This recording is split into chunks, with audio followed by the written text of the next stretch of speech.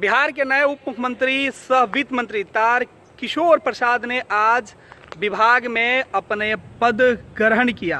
तारकिशोर प्रसाद ने कहा कि जो जिम्मेवारी नरेंद्र मोदी ने दिखाई है, जो जिम्मेवारी बीजेपी ने, हमारे प्रमुख बीजेपी के जो नेता हैं उन्होंने दिखाई है, बिहार में जो डबल इंजन की सरकार है और जिस तरीके से 2015 के पहले हमारे गठबंधन को बिहार मिला था उससे बेहतर हमने काम किया और आगे भी हम काम करते रहेंगे। सुनिए, पदभार ग्रहण करने के बाद बिहार के वित्त मंत्री बने, बिहार के उप मुख्यमंत्री के पास 6 विभाग हैं, क्या कुछ कर रहे हैं तारकिशोर प्रसाद, सुनिए। सर, आज आपने शपथ लिया, आपके कंधे पे 6 विभागों की जिम्मेवारी दी गई, कैसे देख रहे हैं? वित्त विभाग सबसे बड़ी जिम्मेवारी तो मैंने कल लिया, आज प्रभार लिया और आज एक्चुअली मंत्रिमंडल का पूरा विस्तार नहीं हुआ है, तो विभाग को चलाने के लिए कहीं ना कहीं मंत्री की जरूरत है। तो अभी कई मंत्रियों के पास है, और छठ के बाद जब नेताओं के निर्देश पर जब विस्तार होगा उसमें कई विभाग जो अपने अन्य जो हमारे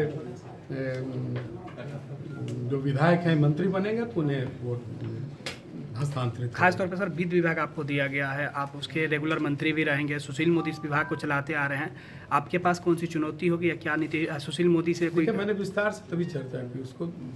पीरियड में हम इतना करें कि लोगों को लगे कि हमारे लिए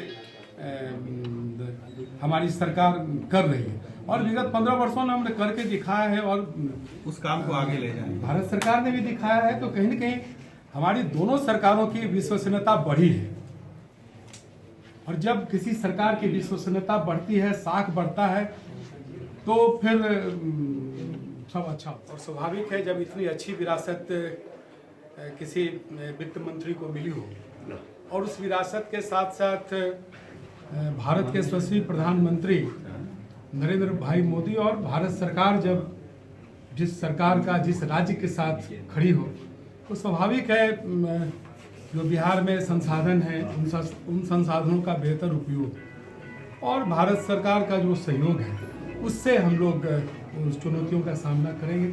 आपने देखा 5 के पहले जब बिहार का जो बंटवारा हुआ था तो उसमें कितनी तरह की बातें कही जाती थी कि बिहार में क्या है क्या नहीं है, उसका उल्लेख करना उचित नहीं होगा।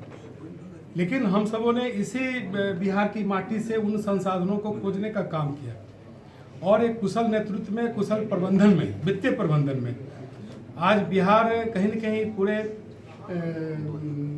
देश में और रोल मॉडल बना, और विदेश में भी बिहार और इसके नेतृत्व की चर्चा हुई। सर, तो स्वाभाविक निश्चित रूप से हमारे आदरणीय पूर्व वित्त मंत्री ने बेहतर ढंग से वित्त प्रबंधन किया है, और हमारे लिए काफ़ी बड़ी विरासत उन्होंने छोड़ी है, और कई दूर छोड़े हैं कि कैसे वित्तीय प्रबंधन को हम बेहतर कर सकें। बेहतर हमारा नेतृत्व है माननीय मुख्यमंत्री श्री नीतीश कुमार जी का, और हमारा अपना एजेंडा है, फिर हमारा राष्ट्रीय नेतृत्व है, और फिर मैंने पूर्व में भी कहा कि भारत के प्रधानमंत्री श्री नरेंद्र भाई मोदी बिहार को विशेष रूप से देख रहे हैं, क्योंकि हमें एक बेहतर जनादेश मिला है।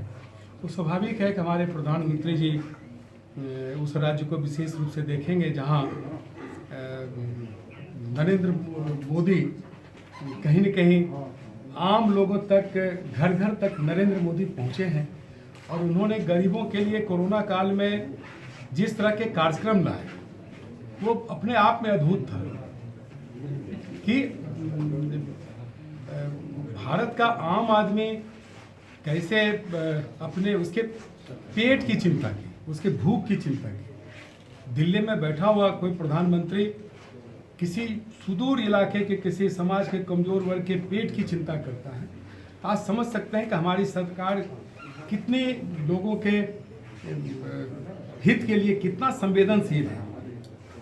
तो कोरोना के कारण जो मंदी हुआ या कई प्रकार की कठिनाइयाँ आई, और फिर जो चुनौतियाँ आई, तो देखिए जितनी चुनौतियाँ आएंगी उसके अनुसार से लोगों की क्षमता भी बढ़ती है काम करने की। तो चुनौतियाँ हैं तो हम अपनी क्षमता को बढ़ाएंगे, और जिस सरकार के साथ भारत के यशस्वी प्रधानमंत्री नरेंद्र भाई मोदी और भारत सरकार खड़ी है, तो फिर मुझे नहीं लगता है कि बिहार के विकास में किसी प्रकार का कोई अवरोध आएगा, कोई रुकावट होगी। कई कारणों से चर्चा में रहा, उन कारणों का उल्लेख नहीं करना चाहते हैं। और स्वाभाविक है उस क्षेत्र के पिछड़ेपन के साथ साथ पूरे बिहार की चिंता हम सब करेंगे, क्योंकि हमारे लिए प्राथमिकता पूरा बिहार है और हम सीमांचल से आते हैं, तो स्वाभाविक है कि थोड़ी उसकी विशेष चिंता होगी, लेकिन मेरे प्राथमिकता में पूरा बिहार है।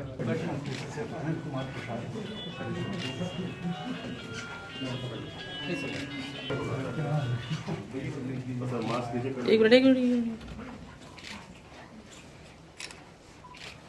मेरा भी मास्क नहीं हुआ।